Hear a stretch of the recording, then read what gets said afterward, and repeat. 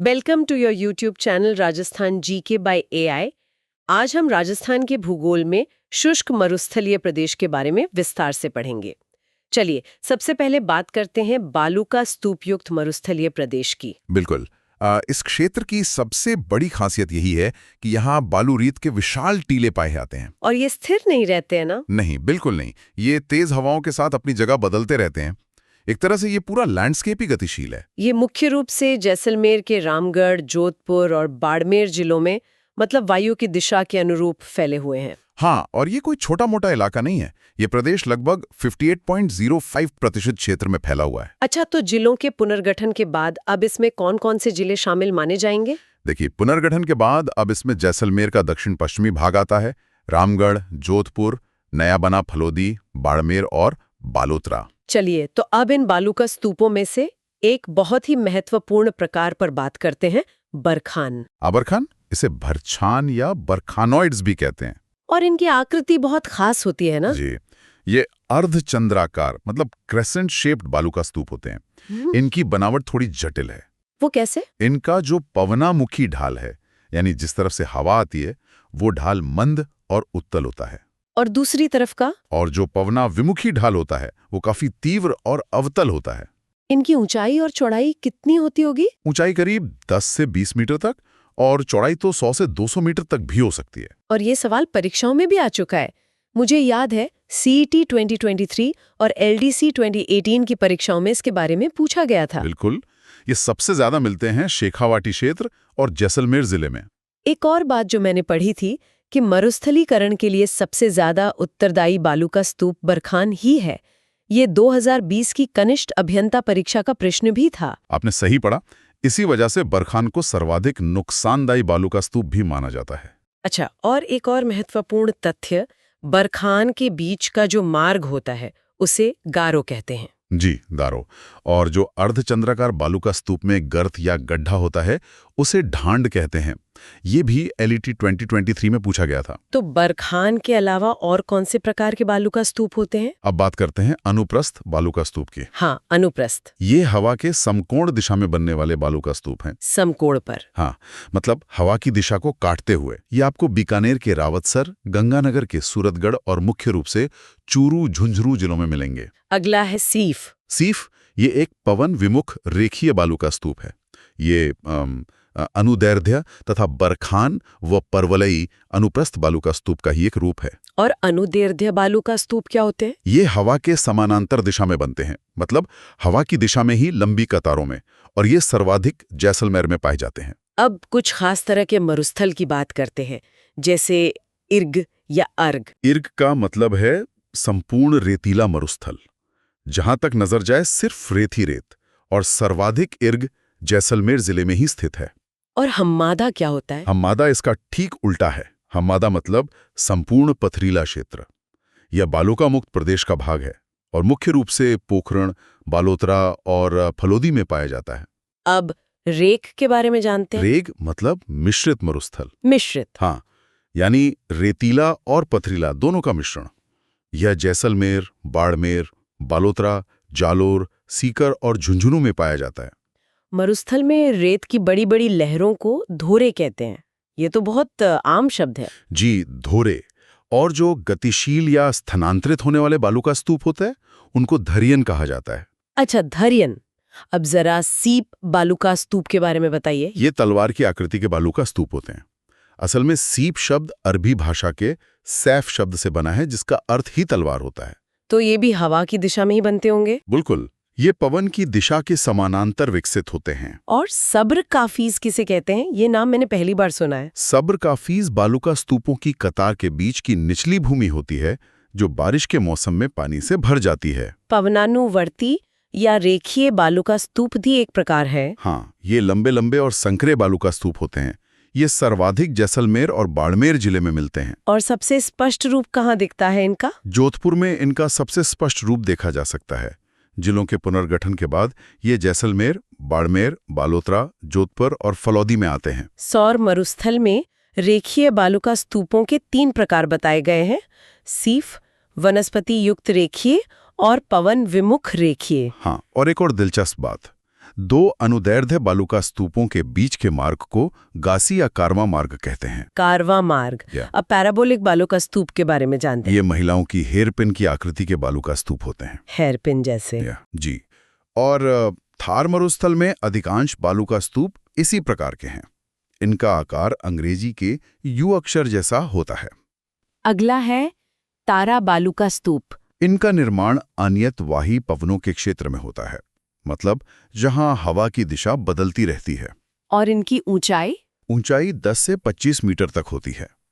ये जैसलमेर के मोहनगढ़, पोखरण और सूरतगढ़ में मिलते हैं। और नेटवर्क बालुका स्तूप? ये हरियाणा से हनुमानगढ़ तक के मरुस्थल के उत्तर पूर्वी भाग में पाए जाते हैं। अवरोधी बालुका स्तूप वो होते हैं जो किसी अवरोध जैसे झाड़ी, वृक्ष या पहाड़ी के कारण बनते हैं। ये पुष्कर, नाग पहाड़ और जोबनीर की पहाड़ियों के पास मिलते हैं। बिल्कुल। और शब्रकाफिश बालुका स्तूप छोटे छोटे होते हैं जो झाड़ियों और घास के झुंड के आसपास पश्चिमी राजस्थान में मिलते हैं। अब कुछ और महत्वपूर्ण शब्दावली पर आते हैं। बजादा क्या है? बजादा मरुस्थलीय क्षेत्र में स्थित पर्वतीय क्षेत्र होता है जहां पर्वतीय जलाकर समाप्त हो जाता है। और गिरिपाद या पेडिमेंट? ये पर्वत के नीचे वाला स्थान होता है जहां मरुस्थल की रेत इकट्ठी हो जाती है। इससे इंसिलबर्ग और बजादा का अंश भी मानते हैं। इंसिलबर्ग रेगिस्तान में इधर उधर स्थित अकेली खड़ी चट्टानी पहाड़ियों को कहते हैं। इन्हें द्वीपीय पर्वत भी कहा जाता है। इसका कोई उदाहरण? हाँ, जैसे सांभर झील के आसपास की पहाड़ियां। लिटिल रन, कच्छ का रण जो गुजरात में है, उस क्षेत्र का मैदान है। जी, जबकि लघु मरुस्थल कच्छ के रण से बीकानेर तक फैला है और महान मरुस्थल श्री गंगानगर से कच्छ के रण तक है। रेगिस्तान मार्च या मरुस्थल का प्रयाण किसे कहते हैं? रेगिस्तान का धीरे धीरे आगे खिसकना ही रेगिस्तान मार्च कहलाता है। और ये सबसे ज्यादा कहाँ होता है? सर्वाधिक रेगिस्तान मार्च जैसलमेर के नाचना गांव की तरफ होता है। वैसे नाचना के ऊंट सुंदरता की दृष्टि से बहुत प्रसिद्ध हैं। और ये प्रक्रिया किसी खास समय में ज्यादा होती है? हाँ, ये मार्च से जुलाई के बीच सबसे अधिक होती है जब हवाएं तेज होती हैं। बाप बोल्डर्स के बारे में कुछ जानकारी दीजिए। ये जोधपुर के बाप नामक स्थान पर पुराजीवी महाकल्प के पर्मियन कार्बोनिफेरस काल के हिमानीकृत गोलाश्म के अवशेष हैं।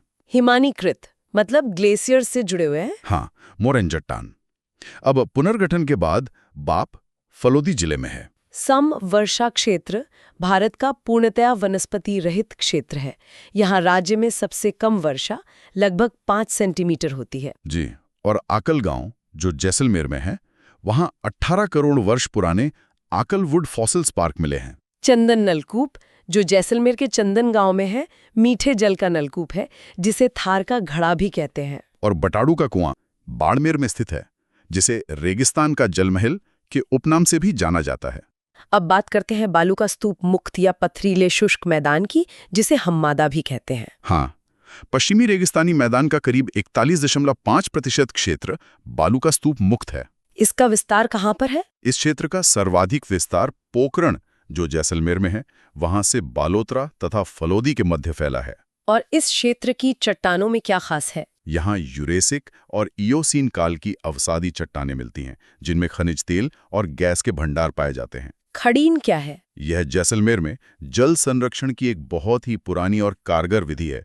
खड़ीन कृषि इसका एक अनूठा उदाहरण है। और इसकी शुरुआत कब और किसने की? इसका प्रारंभ 15वीं शताब्दी में पालीवाल ब्राह्मणों द्वारा किया गया था। बेरी या नाड़ी किसे कहते हैं? खड़ीन और तालाब के पास जो पानी रिसता है, उस जल के पुनः उपयोग के लिए बनाए गए छोटे कुओं को बेरी कहते हैं। और रन, टाट या मरहो? बालुका स्तूपों के बीच की निम्न भूमि में स्थित लवणीय, दलदली और अनुपजाऊ झीलों को रन या टाट कहते हैं। ये सबसे ज्यादा कहाँ मिलती हैं? ये सर्वाधिक जैसलमेर जिले में पाई जाती हैं। अब लाठी सीरीज क्षेत्र के बारे में विस्तार से बताइए। ये जैसलमेर में पोखरण से मोहनगढ़ के बीच एक भूगर्भीय मीठे जल की पट्टी है, मतलब जमीन के नीचे पानी की एक नदी। और ऐसा माना जाता है कि ये प्राचीन सरस्वती नदी का भू अवशेष है। बिल्कुल, यही मान्यता है। यहाँ उगने वाली घास भी बहुत पौष्टिक होती है। हाँ, यहाँ सेवण, लीलण, अंजन, मुराट, धामड़ जैसी पौष्टिक घास उगती है। सेवण घास का वैज्ञानिक नाम लसियूरस सिडिकुस है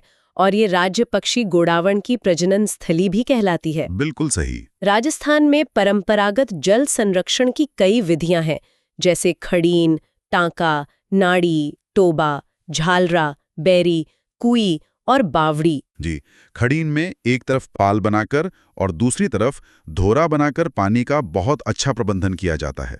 बालसन और पलाया झील में क्या अंतर है? देखिए, बालसन चारों तरफ पर्वतों से घिरा एक बेसिन होता है, जिसके मध्य में जल के इकट्ठा होने से अस्थायी झील बनती है, जिसे सांभर झील। और पलाया झील? इसी बालसन के मध्य में बनने वाली अस्थायी झील को पलाया झील कहते हैं। बावड़ी के बारे में बताइए। बावड़ी एक सीढ़ीदार बृहद कुआं होता है और सर्वाधिक बावड़ियों वाला जिला बूंदी है, जिसे बावड़ियों का शहर भी कहते हैं। टांका या कुंडी? ये वर्षा के जल को संग्रह करने का साधन है।